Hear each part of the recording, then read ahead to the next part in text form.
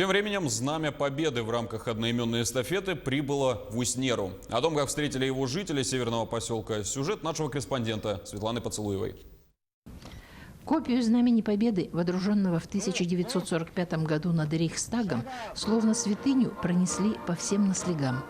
В каждом населенном пункте торжественное мероприятие собирало не только школьников, но и взрослое население. Ветераны вновь вспоминали военные трудные годы, завещали правнукам пронести память об этом через всю жизнь.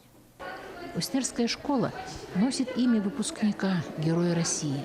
Здесь много внимания уделяется военно-патриотическому воспитанию детей. Сегодня знаменательный день для нашей школы. Школа имени Героя России Хоменко. Мы приняли Знамя Победы. Это большая честь для нашей школы, для наших учеников. Мы надеемся, что наши ученики вырастут достойными и будут нести честь школы.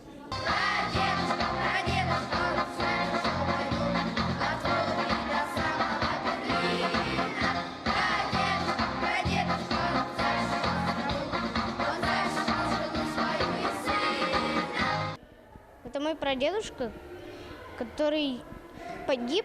Я хорошо учусь и стараюсь жить так, чтобы помнить о своем прадедушке. Чеканя шаг вносит знаменная группа «Знамя на площадь Победы». Кажется, даже ветер затих, и склонили головы бронзовые фигуры. Читаем название. Керчь. Хорошо.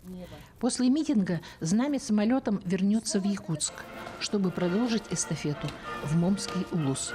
Светлана Поцелуева, Павел Комин, Эмиконский район.